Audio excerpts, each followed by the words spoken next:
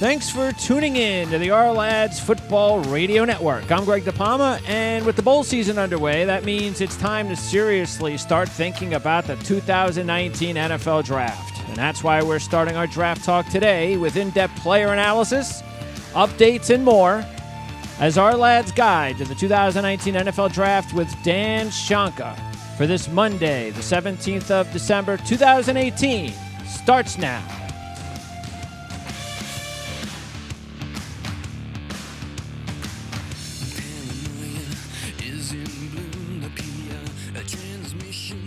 Ourlads guide to the 2019 NFL Draft with Dan Shonka is brought to you by Ourlads.com, your home for the best pro and college football depth charts on the net. And, of course, the NFL Draft. That's right, we're not even into 2019, but we're getting there close. And the NFL Draft is already something that a lot of NFL fans are talking about, including me as a Jet fan. See, I always thought as I welcome in Dan Shonka. Dan, this is the time of year as Jet fans, we always start thinking about the NFL Draft. Usually early December, and that's a sad thing for us Jet fans that we always have to start thinking about the NFL Draft this early. But this is why you got a lot of people interested in the draft as early as December. That's right. In fact, at one time, and this is changing now, but that was Cleveland's big thing too. You know that they're looking forward to the draft usually in October. October, yeah. So, but hey, you know what? At least we are, as Jet fans, confident that we've got the one big position out of the way, and that's quarterback.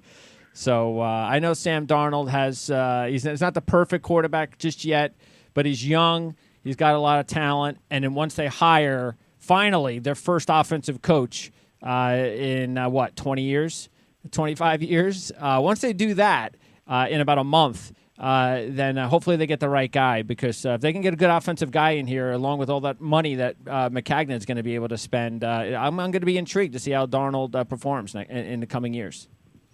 Yep, he gets some protection, and he's still got to get away from turning the ball over and things. But oh yeah, there's obviously he has his good points, and he struggles like all rookies do. So, yep. But yeah, at least like you said, hey, the Jets have got a guy they like. Yeah, Josh Allen actually even he's had his moments with the way that he's performed. It's been erratic at times, but he rushes for 100 yards a game, so he's going to be a real good fantasy quarterback. But another guy that doesn't have a lot of talent with him, and it's hard to figure out Josh Rosen because of how bad Arizona is. So the jury's still out on some of these guys, but Baker Mayfield sure does look the part. Should have probably started week 1, but that's why they have a new head coach. That's right. Between the coordinator, who apparently didn't know what he was doing either, he's a ways away. Sounds like the coordinator was a ways away from being a coordinator. It looked like to me, because Baker should have been starting week 1, but that's water over the dam right now. So yep. We like what we see out of Baker. And as far as the 2019 draft of quarterbacks, Justin Herbert still has to decide if he wants to come out. I'd be kind of surprised if he doesn't come out, because if he does, why wouldn't he be the top pick of the draft? Dwayne Haskins might be, from Ohio State. I tell you, in our initial rankings that we put up, Greg, we had, we put those up, I think, in October, and we haven't updated them since then, because, we're studying all these tapes, and it's more important to us to get things right on that than, doing our thing right now. But those will be updated on the website next week. But anyway, I tell you, Dwayne Haskins has come on so well, and again, we don't know if he's coming out. See, that's a sticky wicket about these quarterbacks. For instance, is Justin Herbert going to be the guy that's going to come out, and if, or you take Dwayne? Herbert actually has had a little bit of a fall off. Yeah. The last part, yeah. Of his junior year, whereas Haskins has come on like gangbusters, and he has just been outstanding. So I mean, when our rankings come out, Haskins would be our top quarterback and Herbert would be second. But neither of those guys are for sure coming out. And, you got all these crazy people thinking Daniel Jones from Duke is in that mix. And Daniel Jones. Not. Yeah, I know. That's the first time I heard that. Yeah. Okay. Oh, yes. That's a scuttlebutt. But we're not one of them. Okay, and, good. Yeah. But to tell you the truth, these quarterbacks, I like, kind of the middle group of the guys like, I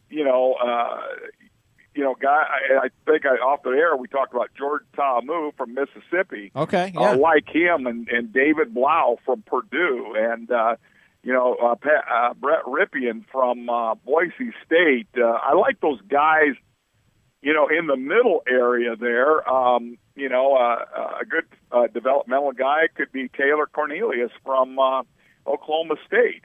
He's sat behind, for 3 years, a backup for 3 years, and he had an outstanding year this year too. But he needs to salt it away a little bit, but he needs some time. So, I really think there's some Marcus McMaryion. Hey, nobody even knew about him, and all he is super accurate and takes him to a title there in the Mountain West. And then also they beat Arizona State the other day, and all those guys that I mentioned are going to be in the East-West game, and I think that that'd be a good place for the scouts to see those guys, because you got so many of the other guys like Ryan Finley. Well, we know what Ryan Finley is. I think he'll be a good, just solid quarterback, not a star in the NFL, but he'll just be a good, solid guy, and Jarrett Stidham, he's going to go Senior Bowl, but God bless him. Drew Lock is inconsistent. Will Greer is hot and cold, and in fact, he still hasn't played as well as Geno Smith in any game. And Geno's problem was between his ears, not his talent. Because here's a guy that threw 6 touchdowns against Clemson in the Orange Bowl. People forget about that. Greer hasn't even come close to that talent. So it's going to be real interesting to see how these people grade these quarterbacks. Yeah, I mean, you mentioned Finley and even Rippon, and I guess we got to see more of them when we get an opportunity to see them in these games. But I mean, Finley and Rippon, especially Finley. I mean, it doesn't even look like the guy has any arm strength to me to be an NFL quarterback. He's a ball control quarterback. Yeah, no, he's a West Coast. See, when Bill Walsh developed the West Coast offense, he kind of did it for quarterbacks that didn't have rockets for arms, and and they threw the slant and the short underneath stuff, throw to the backs. Didn't go downfield too much, but he's a West Coast. Of course, the West Coast offense might be disappearing with the way we see the spread now in the NFL, but But that's the thing. Accuracy in the NFL is really more of a premium now than ever before with the way the offenses are. And matter of fact, just a couple of years ago, there's no way. I remember we used to talk.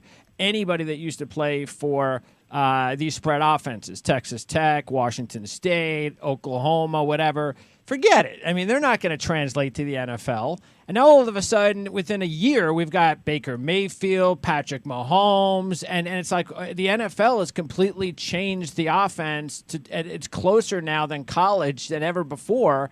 It's a lot easier for these college kids to now translate to the NFL. And all we got to take a look at is, I just mentioned, guys like Mayfield and Mahomes. So doesn't that make you open your?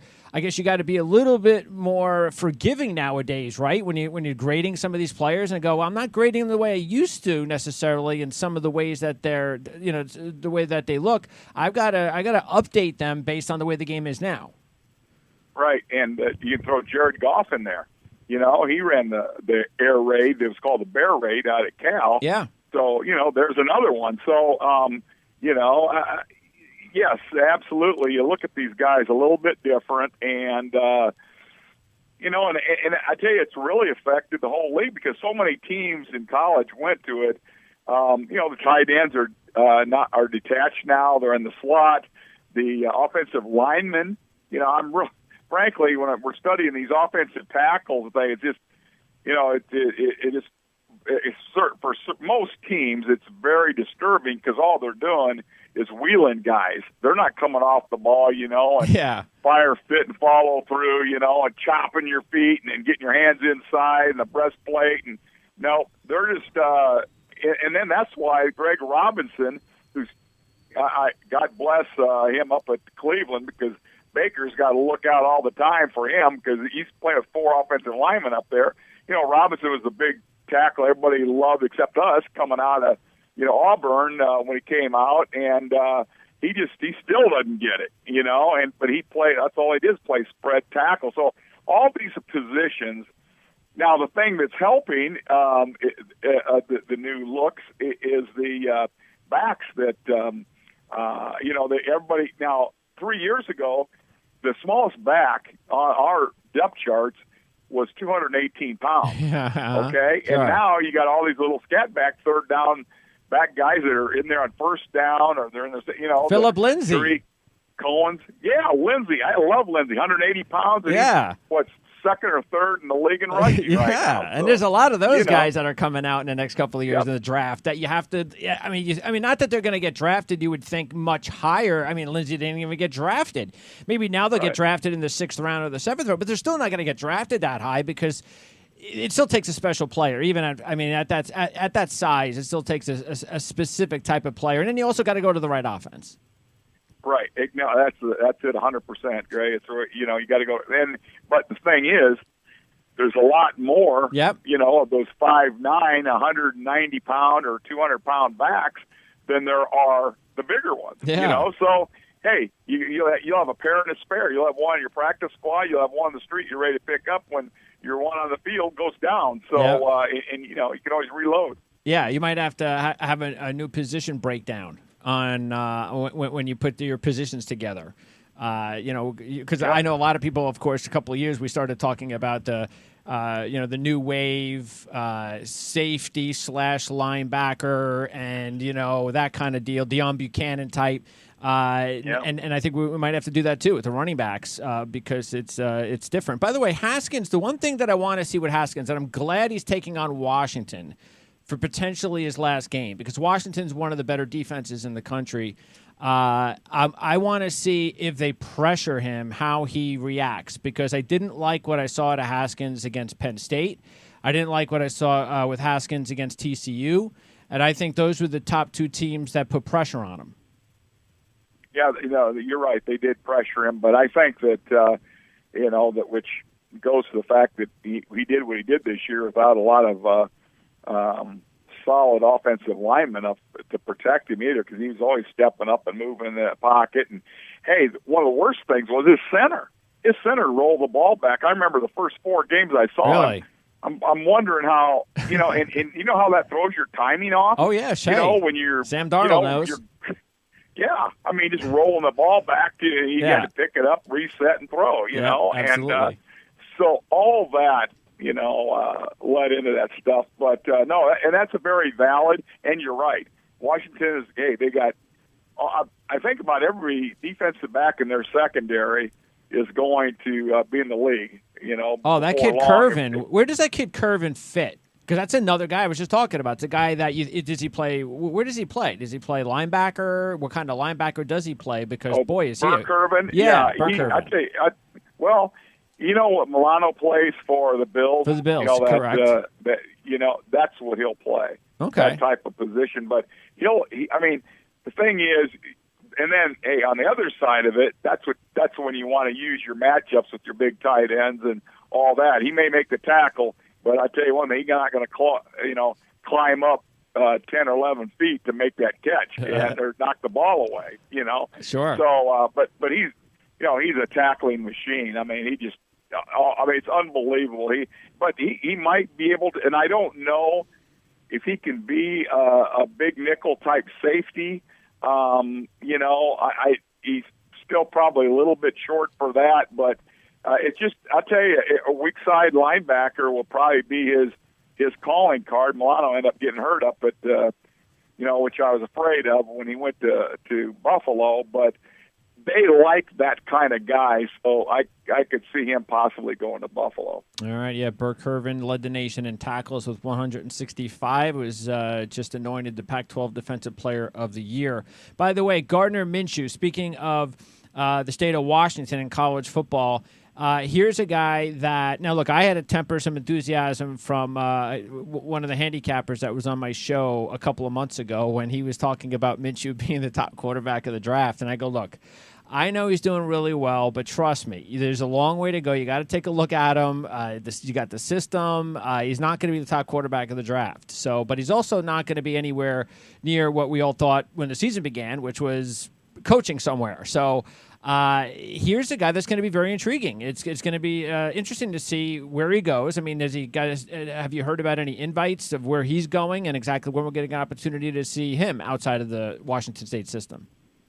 Yeah, well, he's going to play in the Senior Bowl, and so okay. I think that will give him an opportunity to get into a pro style offense a little bit. But the thing is, I saw his film when he was at East Carolina, and I saw his film when he's at Washington State, and like we talked off the air a little bit that it's horses for courses, and he picked up the offense well at Washington State. He's averaging though, 7.3 yards a pass. Mm-hmm. Now he does like we talked about. He goes downfield a little bit, but for instance, Jordan Ta'amu from Mississippi, he averages 9.4 yards. I mean, he's fifth in the country throwing that ball, whereas Tyler Minshew is 64th in the country in completion, sure. on pass complete. So I mean, yes. That is a big thing, and the thing is, you can't get him confused with, say, for instance, Goff and Mahomes and Baker Mayfield, because all those guys had rockets for arms. I mean, those guys could. I mean, I'm trying to think. Goff probably had, quote, the weakest arm of those three, and when I say weak, it's stronger than most NFL quarterbacks. Yeah. But Mahomes was around that 63, 64 mile an hour range. Baker was 60, 61. Goff was probably 59, which is plenty good. But my guess is Minshew is going to be one of those guys that he's going to have great anticipation and all that. But his arm strength is probably going to be in the 50s, probably the low 50s, I would guess, because he doesn't have the stinger those other three have. Okay. When you're taking a look at some of the other skill positions, running back and receiver, one of the guys that's going to be very intriguing is going to be Bryce Love, because this kid was outstanding last year. I mean, you could have easily seen him as a top 5 pick last year. So he comes back, and the injuries are just terrible. And he could never get going. Nothing like, if he never had last year, and this year was last year, nobody would be even talking about him. So, but we know what we saw last year. What we're going to do is put the tape on what we saw last year. So that's going to be the big question, isn't it? It's just going to be his health. And as long as he's healthy, if he winds up slipping, I don't know, late first, second, he could actually be a sleeper. Well, yeah, I think he's going to be a luxury pick because, when you're picking down, say, for instance, where New England usually picks, or, Steelers used to always pick way down. And I don't know. I could see New England taking him because he played in the pro-style offense, and he's got – he's a legit 4-4, if not a 4-3-5. He's probably a 4-3-5 guy. In fact, I talked to somebody about a year ago who was at a timing for him when he was in high school. He's a big-time track guy and all that. And, he can fly. There's no question about that. Yeah. But with a lot of those great athletes now, we see what can happen. He's always injured. Yeah. And how high are you going to draft a guy like that? Now, normally, if we didn't see what he did last year, he'd have been a second, third round guy, somewhere in there. But now, I just think it's all going to depend on each individual taking team's a chance position. Yeah, sure. Yep. Yeah. See where you want to go. So maybe Pittsburgh will take a chance on, because it's interesting because he actually reminded you last year when you watched him a little bit of Le'Veon Bell. He has a very patient running back. Seems like a very similar type guy, but But anyway, yeah, I mean, he's I hope so because he's just a special player. And I'm also a big fan of Benny Snell. Completely different running back, but I like Snell. Snell's one of those in between the tackles, hard-nosed runners, could be a feature back. If you want to, maybe Jacksonville should go after Benny Snell. They need somebody else. They can't count on Leonard Fournette.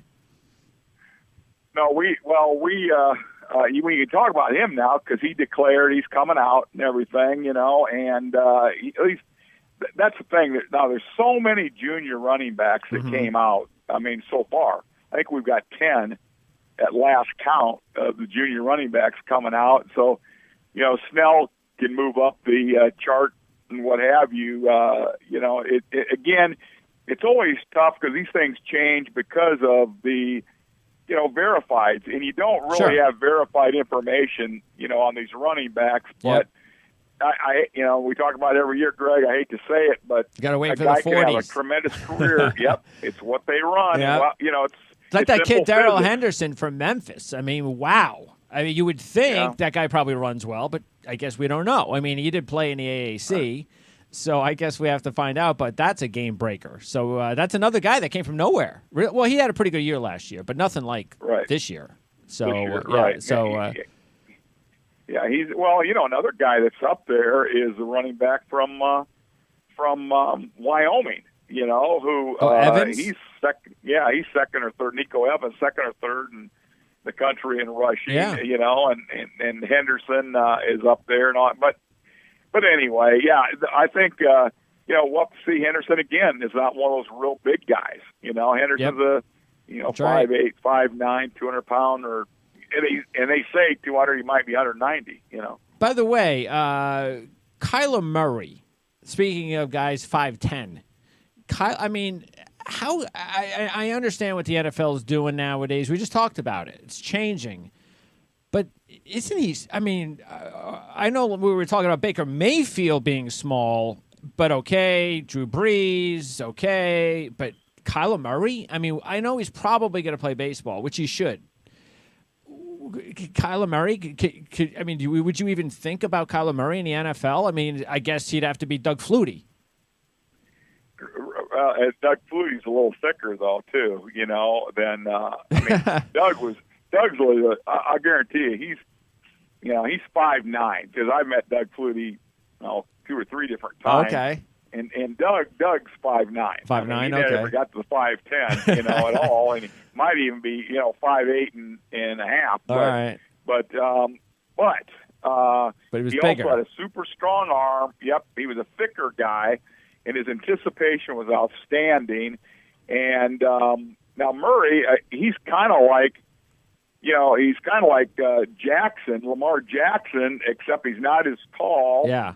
He's probably as fast, but he's not. He doesn't have the length, and that's and which means, I mean, Lamar Jackson, I tell you, John Harbaugh is going to keep him on the field until they take him off on a stretcher. Yeah, you know right. What I mean? Why not? They keep winning. It seems like every week. I mean, you saw him. I don't know if you saw him yesterday, but he got hit once. He grabbed his ribs like they were both caved in. You know what I mean? And he got up and went back to the huddle. But he's just going to be a puddle of bones and blood here before long. And so you can imagine what a guy like Kyler Murray's going to be. I mean, yes. Yeah.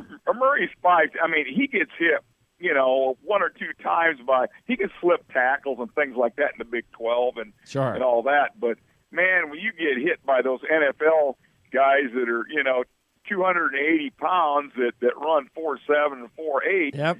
I mean, simple physics. Yeah, I know. You're just not gonna hold up. And so no, Murray is baseball. To me, baseball is his best way to go, and he's a great college quarterback, no question. But he's not NFL material in my mind. Yeah. And I mean, you'd really have to make a lot of concessions. Yeah. For him. So was Tim Tebow. Tim Tebow is a great college quarterback, but they don't all translate. And he's playing baseball. Right. So hopefully Murray will be better at baseball than Tebow seems to be right now. Let's talk about the pass rushers, because the pass rushers, this is going to be a big story. With everything going on with the passing game this season in the NFL and the scoring, boy, is everybody going to want these pass rushers. And there are a lot of intriguing pass rushers come out. I first want to start off with, because a couple of them are on Clemson. Actually, really, we might even put Wilkins in there. But you got 4 guys coming out on Clemson that could be in the top 10. I don't know exactly what your guesstimation is right now. You would think 3, definitely. But what's going to separate the 4 of those guys, especially Wilkins, Farrell, and Bryant? Because we know Dexter Lawrence is just, he's going to be meat in the middle of the defensive line. But what about those other 3 guys, especially Farrell and Bryant, because those guys are more pass rushers, right? Right, absolutely. Yeah, I think Farrell will be a big time pass rusher as long as he stays healthy and things like that. I think that he'll be a really good pass rusher, and he'll be a top 10 pick, and he's got those long arms, he's got that athletic ability, and of course, in fairness to all those guys up front at Clemson, they all each help each other. Bryant pushes everything to Farrell. Farrell pushes things to Bryant. Wilkins and Big Dexter up the middle. Lawrence, I mean, gee whiz, they just clog everything up there and push it to the outside. So, but I mean, I like Austin Bryant, I think, better than a lot of people do. He's always around the ball. I mean, the guy he runs it down, he chases it. Farrell, we'd have him going a little higher, and then Wilkins, I think he sometimes is underrated, if he can be underrated at Clemson. Yeah. But, he's a terrific football player that's going to be a good, solid pro, for 10 years, and, barring injury and things like that. So I like, and Dexter Lawrence, I mean, he's the refrigerator. That's sure. what he is. Yeah. He's coming up. He was injured a year ago, nicked up and things.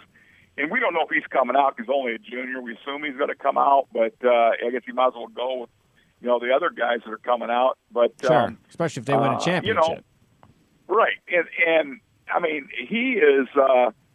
You can't move him out of there. I mean, he just occupies, 2 blockers, and somebody else has got to be free. Where does a guy like that get drafted? Early in the second round at the highest? You know what, Greg? It's kind of changed over the years. I think you're right, because there's a lot of guys that I really liked that, they've fallen down in the 4th round sometimes, and I'm thinking, what the heck? Yeah. Now, you remember all those Alabama defensive linemen, they end up going in the second That's round. Right. Yep. First-round talent. So, I think it's going to depend on the whole draft to see, because, frankly, quarterbacks are going to get overdrafted, but this class here isn't even close. The last group. No. They're not even the same stratosphere. No, in fact, not at this all. might be that group with Mariota but there's no Mariota what's the space down in Tampa? Winston. Those guys, Winston. There's really nobody in this group unless but there's really none there in that group. You look at those two quarterbacks, and that the rest of the group after that is really not very good. Yeah. So this could be very. The thing that I like about this group of quarterbacks, though, you got a bunch of developmental guys, like I said earlier, that can be backups and develop into being an NFL quarterback. But coming right in, boy, there's not many guys that can do that. I mean, Locke is so inconsistent, and Greer, boy, you put the Iowa State film on, you think, this guy's supposed to be an early round draft choice, and he can't move his feet, so you can go on and on. Sure. By the way, did Wilkins gain like 10 or 15 pounds after he moved back inside? Because when he was on the end, he looked like a pass rusher at times, a regular 4-3 defensive end pass rusher. Now, of course, he's 300 pounds. But I just don't recall how he was physically before Dexter Lawrence came along and moved him to the outside. Because that's a good thing for Wilkins to know that he's got this pass rush ability. I just didn't know whether or not he gained some more weight, or was he playing close to 290, 295 on the outside? Yeah, I believe he was around 290, Greg, and I think he's tipping the scales now around 300. 300, but, yeah. He got, but that's the other thing that I think people are missing about him. He is really a versatile guy. Yes. That yes. He's going to be more of a power type guy, not a Bosa type pass rusher, but he's going to be that powerful guy that comes off and then comes off the block and pressures the quarterback. Is Bosa right now, do you think he should be the number one guy at this point in time as far as defensive lineman? Yeah, I do. I think that he's, hey, when you're looking to build a team, we always talk about those first, top four positions. And, you're a quarterback, and you got to have a defensive back, and you got to have a left tackle, and you got to have a pass rusher. And right now, I think you put pass rusher right after quarterback, and so Bosa is the best. And he started out, they played weak teams early, let's face it, but he was hell on wheels, and he's not as big as his brother. Mm-hmm. His arms aren't quite as long, but he might be able to bend a little bit better. And then you talk about an injury history. Yeah, you sure. got to worry about that too. Right. Because they both have it, both brothers. And any other guys that look interesting as far as you got Sweat, the kid from Mississippi State. You got Josh Allen from Kentucky. Even the kid Burns from Florida State looks intriguing. And you know what? I would have normally looked at Sutton Smith and been like, oh, of course, this guy is from the MAC. He's not going to do anything and translate. But that might not be the case. It seems like whenever I've seen him play against the top teams. He plays against them the last couple of years. He goes outside, plays the Power 5 schools, and he still plays well. So why can't he be a pretty good player at the next level? Well, I think he's more of a situation guy because he's not a real big guy either. Sure. And, and I hate to talk about the physics all the time, but, you talk about long arms and all that, because if you got short arms, you those big tackles just lock you up. Yeah. You can't get off, yeah. And, but you're right. He's a high motor, and hey, you put him in the right spot, and you scheme him. You can scheme him open, and he can flatten down the line. I know our guy that does the linebackers and outside linebackers just love this kid, and he lives in Illinois. Of course, he sees Northern Illinois a lot. Okay, yeah. And he really loves Sutton Smith. So yeah, he had a good game last year against Nebraska. That was probably one of his best tapes. He had a couple of sacks. He had a sack this year against Iowa. He had 2 sacks against Utah. So, again, it's not the NFL, but it is important when you're looking at the smaller school guys, of course. We got to know how they're matching up against the better teams. It's easy to go out and get, again, like you said with Bosa, it's easy to go out and get 5 sacks against Rutgers. It's completely different when you're doing it against Ohio State, some of the bigger schools. So, right, and so, that's what you like to see. In fact, that's what I like to do all the time. I want to see the guy against the best competition he played that year. That's why all this, all right now, our film study, you got a whole year to look at, and then you can see who end up being the best teams, or is this guy playing against here, I'll give you just a for instance real quick, is Mingo, when he came out of LSU, his last game, he got 2.5 or 3 sacks out of down. Well, he did it against a freshman.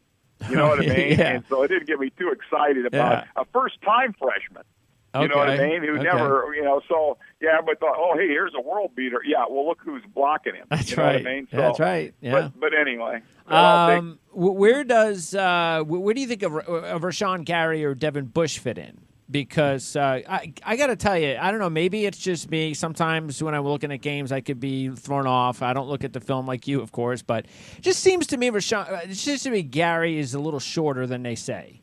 He just looks shorter to me. He looks more like 6'4" than 6'5" to me, and that's danger territory, obviously, on the defensive line. So I'm intrigued with where do you think he's going to fit best, and also Devin Bush, because Devin Bush is also one of these very fast players that looks like he may be a tweener, but great playmaker. So where do you think both of those guys fit in? What kind of systems? Well, I don't want to go off the rails on Bush, but when I was with the Eagles, I did Ray Lewis, and I was at the workout in Miami, and I was a guy that weighed in. I was a scout that weighed in all the Miami guys that year, and of course I'm right next to the measurement and all that. And Ray, measured like 6 foot, and I weighed him in at 228. Okay, and of course when he ended up finishing his career, he was in that 245 range, and I think Bush reminds me a whole lot of Ray Lewis in college. Okay. And I think Bush is going to be the kind of linebacker, that 3-down linebacker people want anymore. He can cover, and I mean he's a sideline to sideline nasty guy. I see number 10 in my dreams lighting up people on all over the field now for 3 years. He's just been an absolute beast. He wants to take your head off, and he's just a really tough guy. And he's a first round guy. I mean, once Devin White goes off the board, I want Bush right now. You know what I mean? So somebody else can't get him. Oh, those are two really good players, White and Bush. Yep. Wow. Bush to me, I could see Ray went like 26 or 27. Because see, back then, you're looking for a little bigger linebacker. That's right. You're not necessarily looking for that guy who could run and cover and all that, which you're doing now. So I think that's why Bush is going to be the poster boy for all the linebackers now. You know what I mean? You say, hey, this is kind of what we want. Okay. And but anyway, and then so touching on Gary, see the thing that's kind of thrown in, and I've had to remind some of our scouts this too, that because when I saw Gary early, he just didn't look like the same guy that I was watching the last couple of years. Okay. And he was nicked up, and he tried to play through it, and they held him out 3 games, so he missed 3 games. That's right. They started playing better after he came back, but he was injured, and so people that don't, who didn't look at him a lot when he was a freshman, I said, man, I can't wait till this guy comes out. Now, I don't know. This might be complete BS because, and that's why we always want verified information. Okay. But my friends at Michigan told me they tied him in 4.68 or something like, 4.67, 4.68 at 292 pounds. Now, that is incredible. Boy, he just doesn't look that big to me on film. I guess he is, but he just doesn't look it. You're right. That's and then.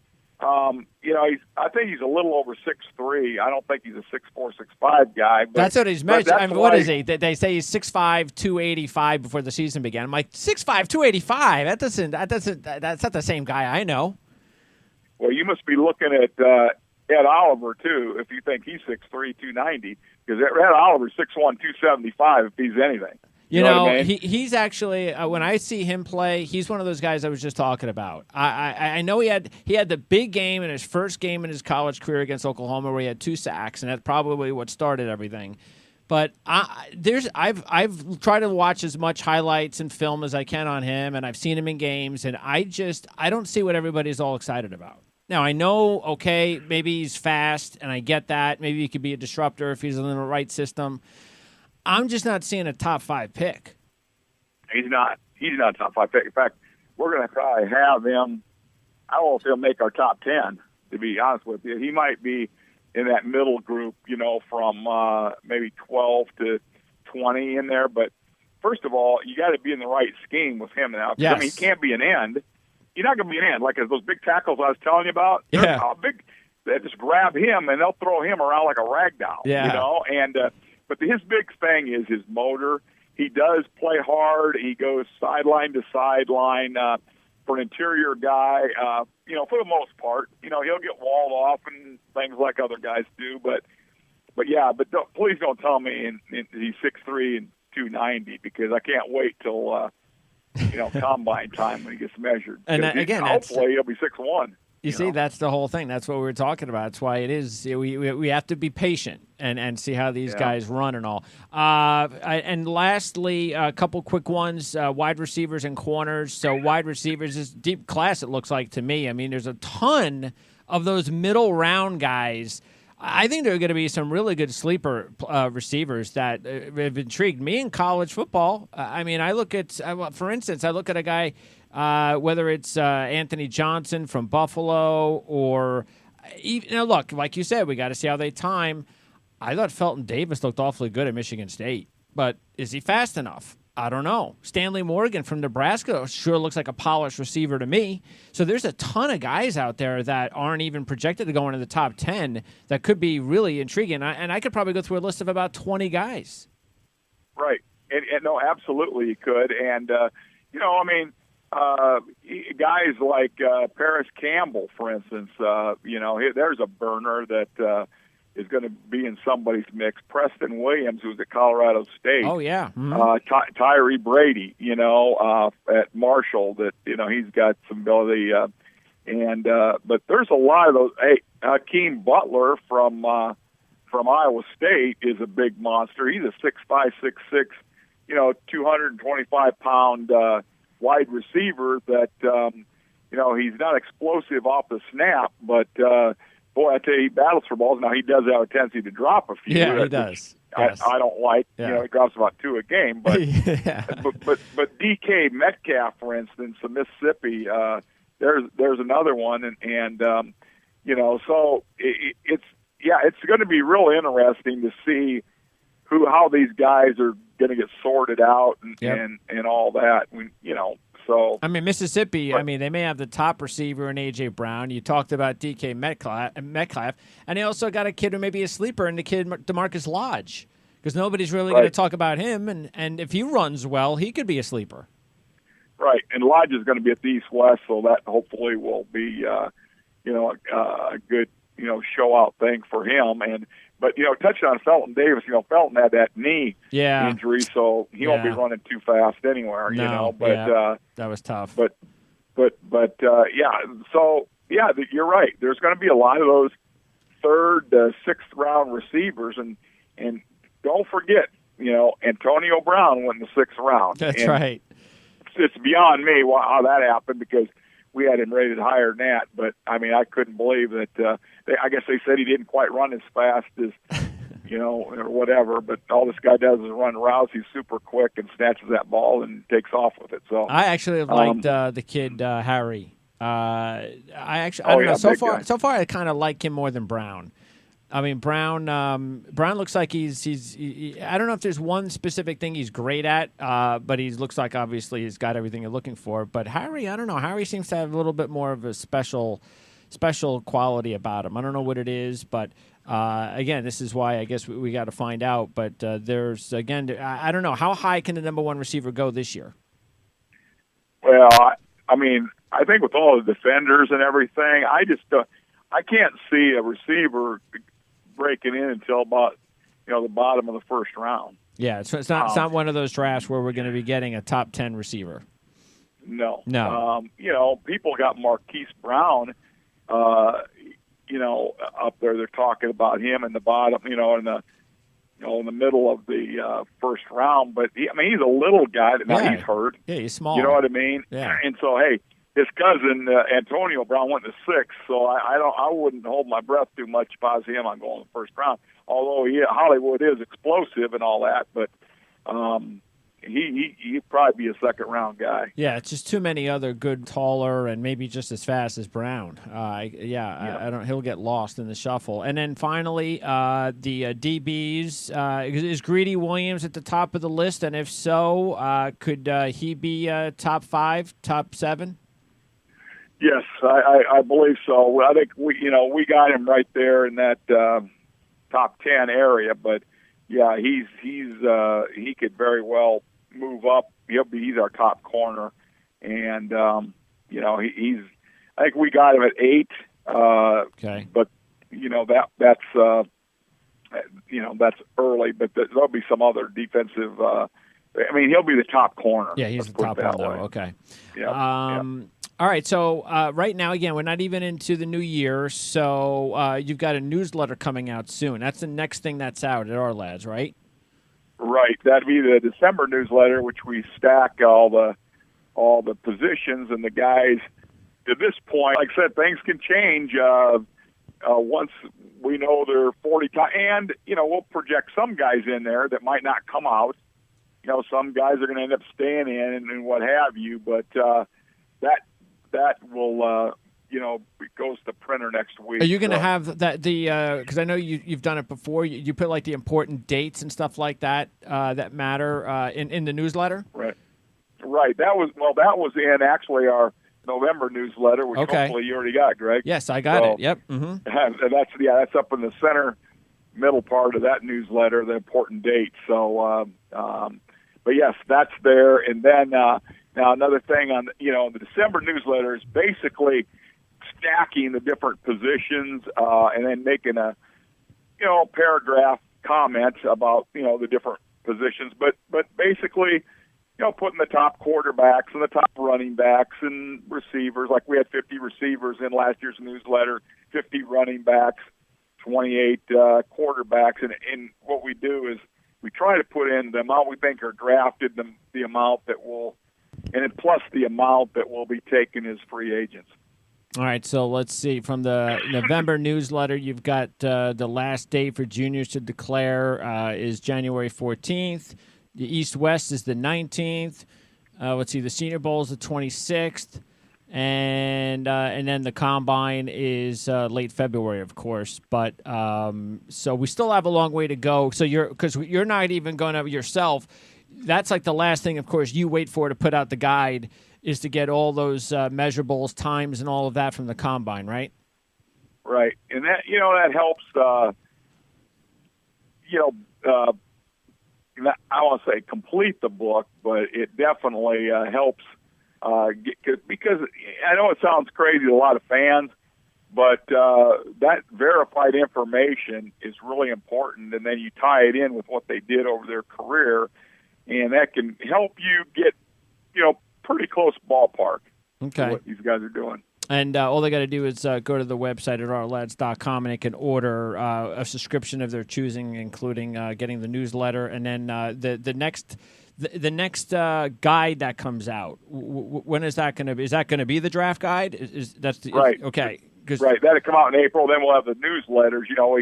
We'll have our write-ups on the All-Star games, the January and February newsletter, and then we got the March newsletter with the free agency and things like that. Then we got the April newsletter where they have our draft board in it and any kind of last-minute things that go on, and then our draft guide will come out in April. And your rankings are going to be updated again on the website starting when? We're going to be updating those next week. Okay. So, after we have our meetings and kind of sort through things and see, the good, the bad, and the ugly. All right, sounds good. We'll be here every step of the way. Dan, appreciate it. Good talking to you again, and enjoy watching those bowl games. And NFL playoffs will be here soon too. But we'll talk more college football real soon. Thanks a million. I already graded those 6 that were this past weekend. So we're looking for and the 2 FCS championship games. Oh, that's right. So anyway, we'll have to talk about that. Yeah, we'll see who the next Carson Wentz is and Cooper Kupp. All righty. Thanks, Dan. Thanks. Bye-bye. All right, that's Dan Shanka. So that'll be coming up in the coming weeks for sure. Keep in mind that last year, actually, what was it? The last couple of years, we did spend considerable time talking about Wentz and Cooper Kupp. I actually tried to convince Dan to put Cooper Kupp earlier in his rankings because I know how much he liked them. I know how much I like them. And I guess I have to check and see exactly where he had Cooper Kupp again. I think it was early second, I think something like that. But I was like, come on, man, you should go for it. Just because that's how talented you just knew the kid was. But it's tough when you're looking at an FCS kid. It just is. So anyway, we'll talk more about whether or not there are any Cooper Kupps or Carson Wentz players coming out in the FCS as part of our draft coverage here between now and the final show that gets you ready for the NFL draft over the next several months.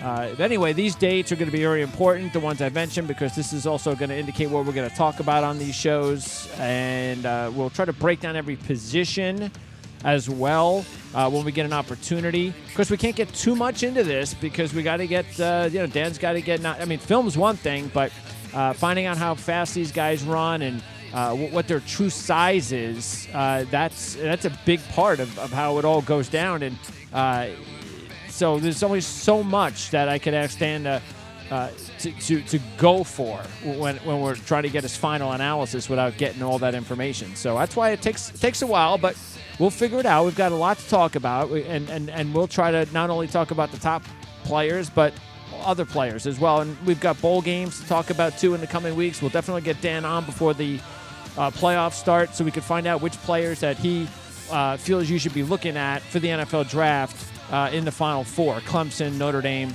Oklahoma, and, of course, Alabama. So that's what's coming up between now and the draft here on Ourlads Guide to the 2019 NFL Draft right here on the Ourlads Football Radio Network. All right, so later this week, we've got our regular scheduled shows on the OFN today, beginning tomorrow with Dave Koken, and on Wednesday with Mark Lawrence and Teddy Safransky on Thursday. Scott Engel will be with, and of course, those three will help me to handicap more bowl games and Week 16 in the NFL. Scott Engel will join me on Thursday for the final start-sit for everybody getting ready for the championship games in fantasy football.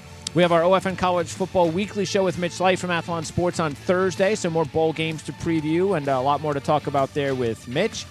And much more here on the Ourlads Football Radio Network. Jet Show coming up. If you are a Jet fan, that's coming up possibly today. Can finalize that as soon as I get off the air. But we'll talk more football the rest of the week here on the Ourlads Football Radio Network. I'm Greg DePalma for Dan Shanka. Alpha Mike Foxtrot.